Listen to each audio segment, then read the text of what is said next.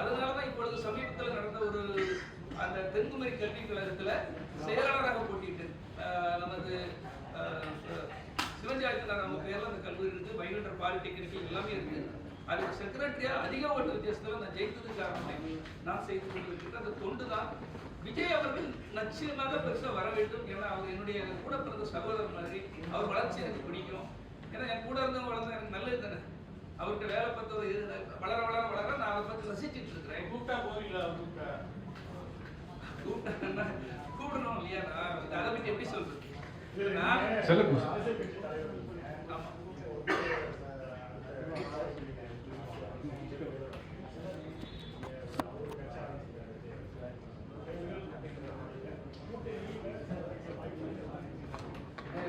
தம்பி சொன்னது அரசியல் கட்சி தொடங்கல. இது ஒரு சமூக இயக்கம். கலப்பை மக்களுக்கு சாதாரணப்பட்ட ஒரு ஏழை விவசாயிகளுக்காக, பின்தங்கிய ஏழை மாணவர்களுக்காக ஒரு இயக்கம். ஒரு பெரிய அரசியல் கட்சியை பிரகடனம் பண்ணார். ஆனா எனக்கு ஒரு அங்கீகாரம் தந்துருக்காங்க. இந்த அடிப்படையில் நம்ம இன்னும் ஒரு முடிவு எதுவுமே எடுக்க முடியாது. ஏன்னா நான் ஒரு சமூக அக்கறையோட சேர்ந்து கொண்டிருக்கிறேன்.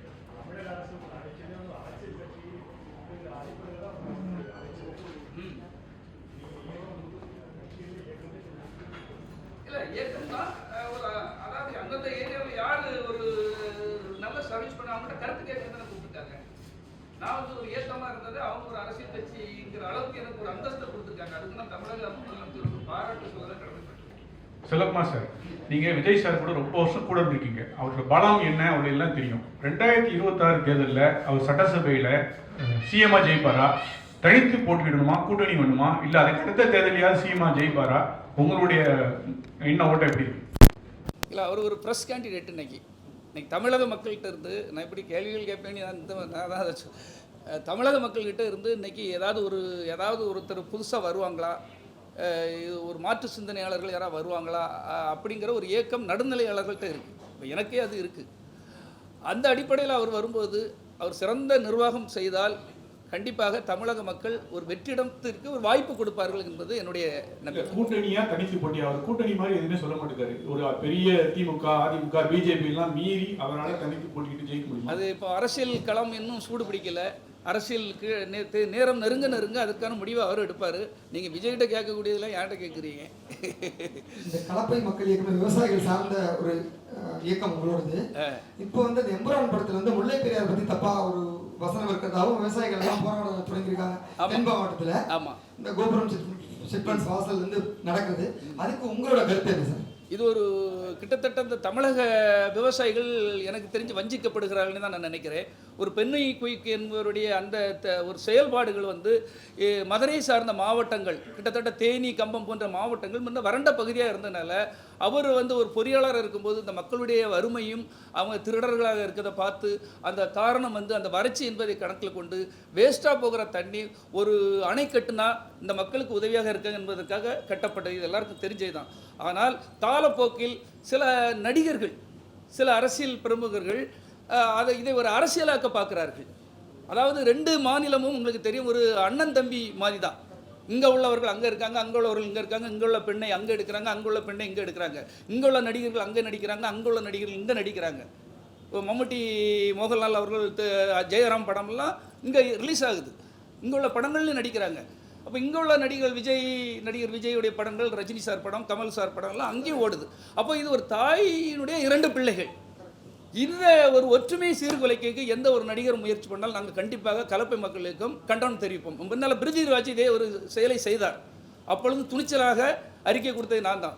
இப்பொழுதும் துணிச்சலாக நான் சொல்லுகிறேன், பிரிதிவிராஜ் போன்ற நடிகர்கள் ரொம்ப கவனமாக கையாள வேண்டும். இது ஒரு கத்தி மீது நடப்பது போன்றது தான். 2 சகோதர பாசத்தை தயவு செய்து பிரித்து விடார்கள். அது எந்த நடிகராக இருந்தாலும் சரி, இந்த மாதிரி விஷயத்தில் ரொம்ப கவனமாக இருக்க வேண்டும். ஏனென்றால் இது ஒரு விவசாயிகள், ஏழை பாட்டாளிகளுடைய பிரச்சனை.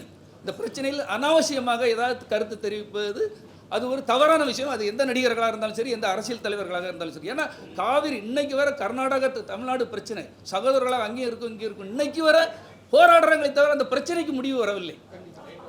அதனால் பிரச்சனைக்கு தீர்வு தானே வேண்டும். அந்த தீர்வுக்கு எல்லாரும் முயற்சி செய்ய வேண்டும் என்பதுதான் என்னுடைய தாழ்மையான வேண்டுகோள். நீங்க பிஜேபியிலையும் தமிழிசை சவுந்தரராஜன் கூடவா இருந்திருக்கீங்க. ஆமா. டிஎம்கேலையும் இன்னைக்கு உங்களுக்கு விருதெல்லாம் கொடுத்துருக்காங்க. ஆமா. ஆனா நீங்க எஸ்எஸ்சி அளவுக்கு விஜயோட லைஃப்ல பங்கெடுத்தவர். நீங்க இப்போ விஜய் பாத்தீங்கன்னா முதல்வராகட்டும் பிரதமராகட்டும் எல்லாம் ஒரு மரியாதை இல்லாம அவர் இன்னைக்கு எம்ஜிஆரோட ஒப்பிடுறாங்க. ஆனா எம்ஜிஆர் வந்து கருணாநிதினு சொன்னதுக்காக காரை விட்டு பல பேர் இறக்கி விட்டாரு. ஆனா இவர் முத்துவேல் கருணாநிதி ஸ்டாலின் சொல்றாரு, மோடிஜின்னு நக்கலா பேசுறாரு மேடையில. ஒரு சீனியரா நீங்க அரசியல்ல நீங்க அவருக்கு சீனியர் தான். ஒரு அட்வைஸ், நீங்க இருந்த வரைக்கும் பத்திரிகையாளர்களை பிரமாதமா சந்திச்சாரு விஜய். இப்ப சந்திக்கிறதே இல்லை, அவருக்கு ஒரு அட்வைஸ் கொடுங்க. அட்வைஸ் பண்ணால் என்ன திரும்ப துரத்தி என்ன மாட்டி விடுறதுக்கு. கார்த்திக், நீ என் நண்பன், நீ என் கூட இருந்து வேலை பார்த்தவர். நானே ஒதுங்கி எப்படியாவது எங்கேயாவது தப்பிச்சு போயிடலான்னு அதை கேளுங்க. அதான் சினிமாங்கிறது. லைட் ஆஃப் பண்ணாங்க. கார்த்திகா கூட ஒற்றுமையாக இருந்து சினிமா விட்டு போன கேளுங்க. நான் சொல்கிறேன், சினிமா என்பது உங்களுக்கு தெரியும், நிறைய பெரிய பெரிய ஜாமான்களோடலாம் நான் இருந்திருக்கிறேன். அது பாரதி ராஜா சாராக இருக்கட்டும், பாலச்சந்தர் சாராக இருக்கட்டும், நீங்கள் பெரிய பெரிய ஜாமான்கள், ஜிவி சார், பெரிய பெரிய ஆளுமை உள்ளவங்களே சினிமாவில் வந்து தயாரிப்பாளர்களாக கண்டிப்பாக வெற்றி பெற முடியாது சார். 100க்கு நான் சொல்கிறேன் ஒரு 90-92% சொல்கிறேன். ஏன்னா அவ்வளோ கூடாலையும் படங்கள் பிஆர்ஓ பண்ணியிருக்கேன், மார்க்கெட்டிங்கில் இருந்திருக்கேன், டிஸ்ட்ரிபியூட்டராக இருந்திருக்கேன். என்னுடைய தாழ்மையான வேண்டுகோள் என்னென்னா, தயாரிப்பு பண்ணுறவங்க அந்த குடும்பங்கள், பெரிய பெரிய குடும்பங்கள், அது கேஆர்ஜி சாராக இருக்கட்டும், என்னால் பல ப்ரொடியூசர்ஸ் சொல்ல முடியும், ஆளுமையாக இருந்தாங்க. அது எம்ஜி பிக்சர்ஸாக இருக்கட்டும், அது லட்சுமி மூவி மேக்கர்ஸாக இருக்கட்டும், கணக்கு இல்லாமல் சொல்ல முடியும். அதுவும் பெரும் பெரும் கோடீஸ்வரர்கள்லாம் அவங்க என்ன நிலைமையில் இருக்கிறாங்க, அந்த குடும்பங்கள்லாம் எவ்வளோ வறுமையில் பிரச்சனைகளில் இருக்கிறாங்கிறத தெரிந்தவன். நானும் ஆசையில் தான் இருந்தேன். இந்த சினிமாவிலேருந்து ஒரு பத்திரிக்கையில் இருந்து எனக்கு அவ்வளோ ஏக்கங்கள் ஒட்டச்சிட்டு பயங்கரமாக படம் பண்ணி தான் நினச்சேன். ஒரே எனக்கு கொஞ்சம் கொஞ்சமாக இதிலிருந்து, ஏன்னா நான் தாங்கிக்கிட மாட்டேன். நான் உங்களை மாதிரி ஒரு பத்திரிக்கையாளர் உண்மையாக உழைச்சி உண்மையாக எல்லாருக்கும் செட்டில்மெண்ட் பண்ணணும்னு நினைக்கிறவன். அப்படியே கொஞ்சம் கொஞ்சமாக நம்ம வேறு ரூட்டுக்கு, எனக்கு எல்லா துறையிலையும் தெரியும். ரியல் எஸ்டேட் தெரியும், கன்ஸ்ட்ரக்ஷன் தெரியும், கன்சல்டேஷன் தெரியும், ஆன்மீகம் சம்மந்தமான ஜோதிடம் தெரியும். எதில் வேணாலும் என்னால் சம்பாதிக்க முடியுங்கிறத இந்த துறையிலேருந்து பப்ளிக்கு ஏதாவது செய்யணுங்கிறக்காக அப்படி கொஞ்சம் ஒதுங்கினேன் சார். அதான் உண்மை. இப்போ பொதுக்குழுவில் கலந்துக்கிட்ட எஸ்ஏசியே நேற்று பேட்டியில் ஆனந்த கிளின்னு கிழிச்சிட்டு, ஆனந்தோட எதிரி, விஜயோட எதிரியே ஆனந்த் தான் சொல்கிறாரு. அப்படிப்பட்ட சூழ்நிலையில் நீங்கள் அப்பா பக்கமா மகன் பக்கமா? பார்த்தீங்களா அண்ணன் கேள்வி கேட்குறது இப்படி ஒரு, அதான் இதை பார்த்தீங்களா, நான் 2 பேரும் எனக்கு ஒன்று தான் சார். எனக்கு இந்த பிரச்சனை பேசக்கூடாது. இல்லை, நான் இப்போ உண்மையை சொல்லிடுறேன், உண்மையை பேசிடுறேன். எனக்கு வந்து என்னை வேலைக்கு வைத்தவர் என்னை வந்து எஸ்.ஏ. சந்திரசேகர். நான் உண்மையை பேசுகிறவன். என்ன வேலைக்கு வைத்தவர் என்னுடைய குருநாதர். எனக்கு என்னுடைய முதலாளி வந்து எஸ்சிசி தான். அவர் விஜய்க்காக என்னை வேலைக்கு வச்சார். நான் எப்போவுமே விஜய் பெரிய ஸ்டார் ஆனால் கூட எல்லாமே நான் கீழ்ப்படிதல் வந்து எஸ்.ஏ. சந்திரசேகருக்கு தான். ஆனால் விஜய் அவர்களை நான் மதிப்பேன். ஏன்னா அவர் நான் கூட இருந்து இந்த பணியாற்றியவர் இந்த உயரத்துக்கு வந்திருக்கிறார். ஆனால் எஸ்.ஏ. சந்திரசேகருக்கு நான் எப்போவுமே கடமைப்பட்டிருக்கிறேன். ஏன்னா என்ன வேலைக்கு வைத்தவர், வேலைக்கு வைத்த அந்த முதலாளிக்கு தான் நான் விசுவாசமாக இருக்க முடியும் என்பதற்காக அவரை நான் ரொம்ப மரியாதை கொடுத்து இன்னைக்கு வர அவருக்குடைய எப்பவும் நான் மரியாதை கொடுத்து அதை பண்ணிக்கிட்டு இருக்கேன். வேற என்ன சார்? இன்னொரு கேள்வி, அதாவது இது முக்கியமான கேள்வி. நீங்கள் வந்து கலப்பை இயக்கத்தோட அந்த கட்சியோட நிர்வாகி. 2026 சட்டமன்ற தேர்தல், அந்த தேர்தலில் நீங்கள் போட்டி போடுறதுக்கு அங்கே உள்ளவங்க ஆதரவு தெரிவிக்கிறாங்க. அது சம்மந்தமாக போஸ்டர்லாம் அடிச்சு விட்றாங்க. எனக்கு தெரியும். நீங்கள் எந்த கூட்டணியில் ட்ராவல் பண்ணுவீங்க? அன்னை கேட்ட கேள்வி கண்டிப்பான நியாயமான கேள்வி, உண்மையான கேள்வி. எனக்கும் அதை மாதிரி சினிமாவில் பெரிய ஆளாக வரணுன்ன மாதிரி அரசியலுக்குள்ளே நான் அந்த பொது விஷயங்களை நான் தலையிட்டு நிறைய சவால்களை அங்கே சந்திச்சுட்டு இருக்கேன். எல்லாரும் கூட அனுசரணையாக போயிட்டுருக்கேன். நான் எப்போவுமே ரொம்ப நெகட்டிவாக எங்கேயும் போக மாட்டேன். அந்த வகையில் எனக்கு அந்த மக்கள் மீது எனக்கு அன்பு இருக்குது. அவங்க அதை விட என் மேலே அன்பாக இருக்காங்க. நிச்சயமாக கன்னியாகுமரி தொகுதியில் நான்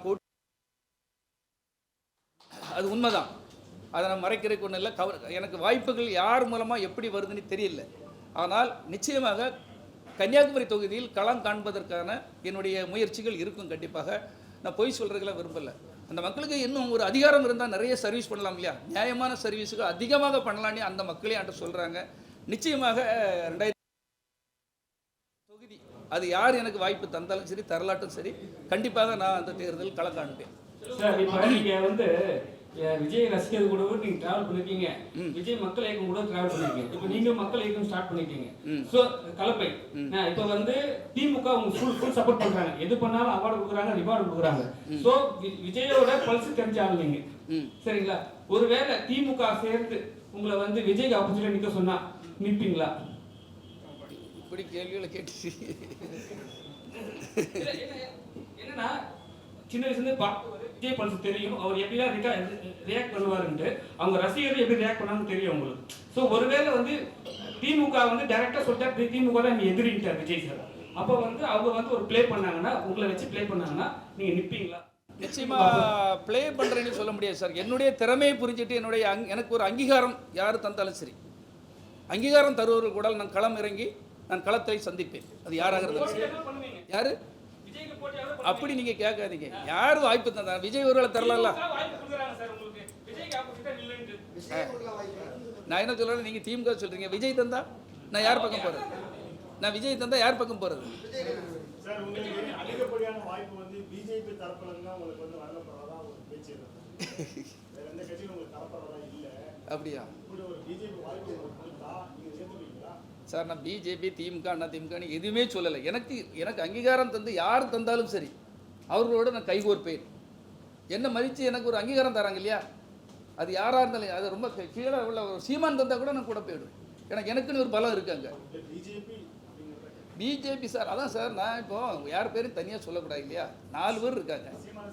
சீமான்கிற நீங்கள் சொன்னதால சொன்னேன். யார் தந்தாலும் போவோம் சார். எனக்கு ஒரு அங்கீகாரம் தரும்போது நான் போவேன். பிரதர், இதுக்காக தான் எங்கிட்டு இருக்கேன் பிரதர்.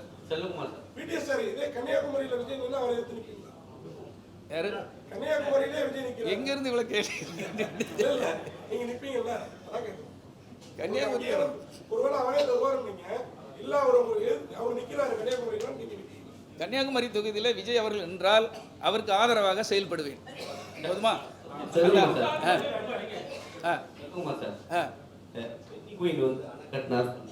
ஆமா, அதுக்கு முன்னாடி இன்னொரு வார்த்தை விட்டீங்க, அந்த அணை கட்டுறது எதுக்காக? திருடர்களுக்காக கட்டினாங்கன்னு சொன்னீங்க. ஆமா. இந்த திருடர்கள் யாரு? திருடர்கள்னா ஒரு வறுமை இருக்கும்போது திருடர்கள்னு சொல்லலை. திருடர்கள்னா எப்படின்னா, நான் சொல்கிறேன் கேட்டுக்கிடுங்க. அந்த பகுதியில் நிறைய வழக்குகள் வருது. நான் சொல்லிடுறேன் பிறகு கேளுங்க. ஒரு வழக்குகள் வருது. அந்த வழக்குகள் எல்லாம் செக் பண்ணி பார்க்குறாங்க. அன்றைய ஆளும் கட்சிகள் எல்லாருமே பெர்சன்டேஜ் ஆஃப் வழக்கு எதற்காக வருதுன்னா வறுமை, வேலை இல்லை. காரணம் அதுக்கு தான் திட்டம் போடுறாங்க. அவங்களுக்கு ஒரு விவசாயத்துக்கோ ஒரு வேலை வாய்ப்புக்கோ வழி பண்ணிட்டா திருட்டுகள் அதிகமாக நடக்கும். ஏன்னா பாவங்கள் அப்பாவிகள் திருடப்படுறாங்க, அவங்களோட சொத்து கொள்ளையடிக்கப்படுகிறது. காரணம் வேலையின்மை. அப்போ அந்த வேலையின்மை சரி பண்ணணுங்கிறக்காக தான் பென்னி குயிக் அவர்கள் இந்த ஒரு சீரிய முயற்சியை எடுத்து பண்ணியிருக்காங்க. அந்த மக்கள் மீது உள்ள அன்பால் செய்தது.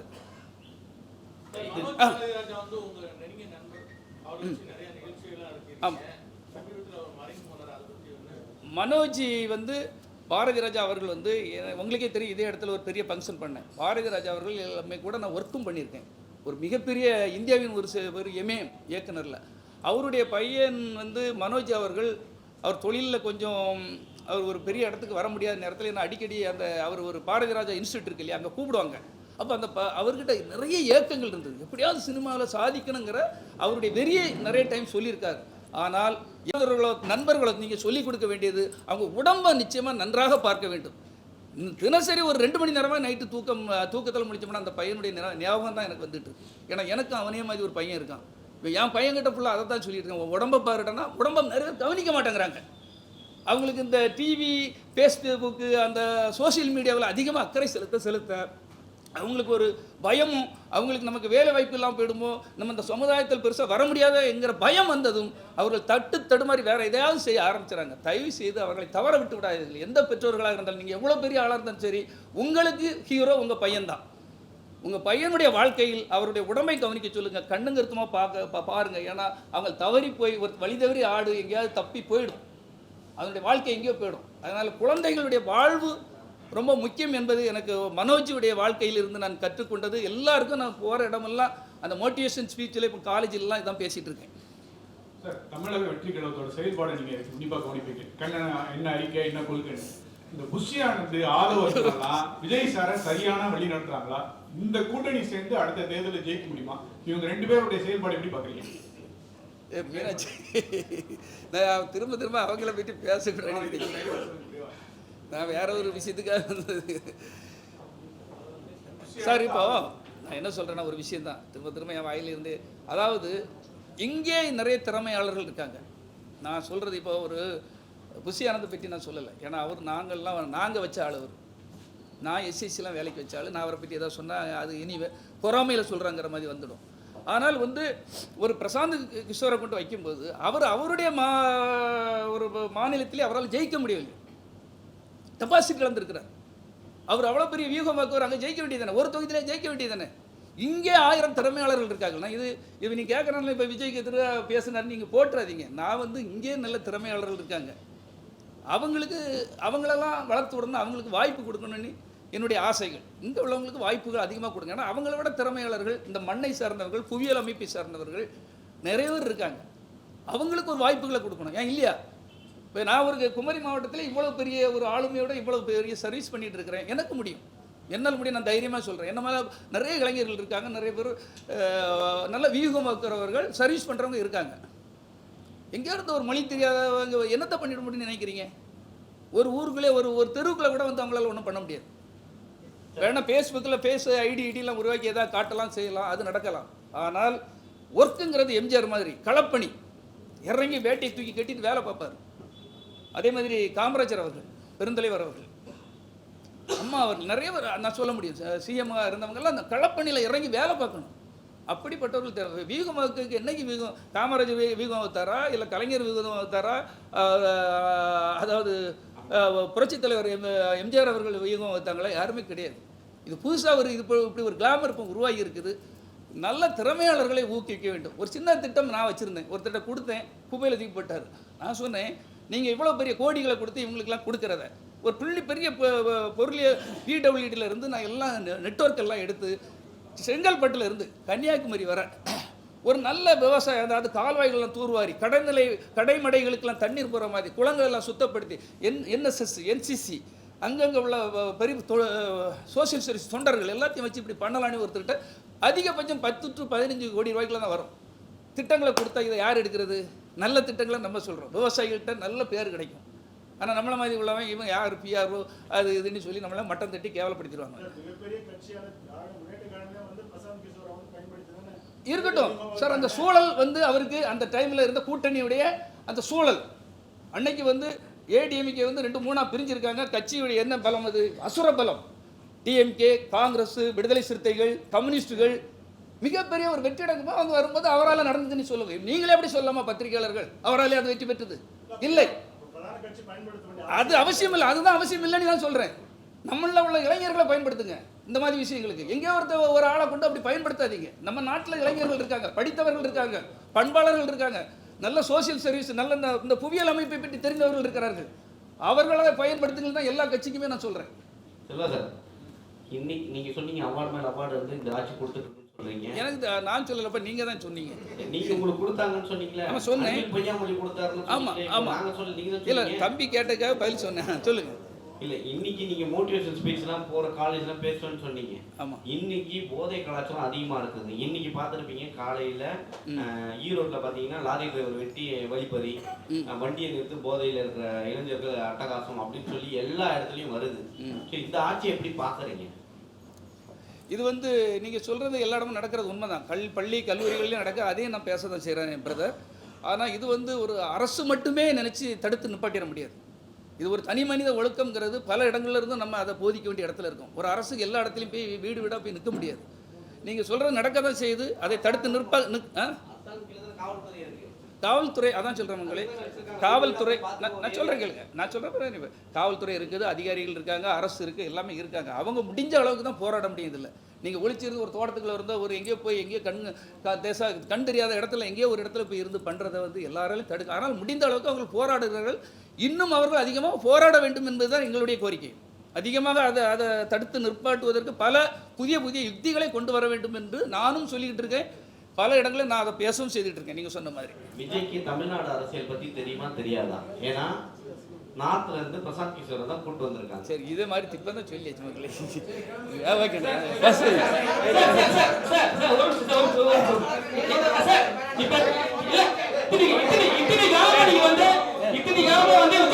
இருக்கீங்க சரிங்களா? ஆனா வந்து நிறைய சொல்றீங்க கலப்பணி ஆட்டணும்ன்றீங்க. ஆனா வந்து அவங்க கட்சியில சேரணும்னா பணம் கேட்கறாங்க. இப்ப வந்து அவரோட வளர்ச்சிக்கு நீங்க உறுதுணையா இருக்கிறீங்க, ரொம்ப சந்தோஷப்படுறீங்க. இப்ப வந்து பணம் கொடுத்தாதான் உங்களுக்கு சீட் தரேன்னு சொல்றாங்க. அதை எப்படி நீங்க பாக்குறீங்க சார்? அது வந்து ஒரு சிலர் குற்றச்சாட்டு அது உண்மையா பொய்யான்னு இன்னும் நிரூபிக்கப்படவில்லை. எல்லாரும் பேட்டி கொடுக்குறாங்க சார். அதான் சார், அதுக்கு அப்படி ஒன்று இருந்தால் அதுக்கு அவர் எதிர்ப்பு தெரிவிச்சிருக்கிறார். விஜய் அவர்களை பொறுத்த மட்டும் அந்த மாதிரி ஒரு விஷயங்கள் இருந்தால் நான் அவர்கள் மீது நடவடிக்கை எடுப்பேன், அவர்களை உள்ளே சேர்க்க மாட்டேன், உடனே டிஸ்மிஸ் பண்ணுவேன் அப்படின்னு அவர் சொல்லியிருக்கார். எல்லா இடத்துலையும் சில புல்லுரிகள் இருப்பாங்க, சில தவறானவர்கள் இருப்பாங்க. அது தெரியும் பட்சத்தில் நிச்சயமாக அவர் நடவடிக்கை எடுப்பார். நிச்சயமாக அந்த கட்சியை மிக சிறந்த அளவில் அவர் நடத்துவார் என்ற நம்பிக்கை எனக்கு இருக்கு.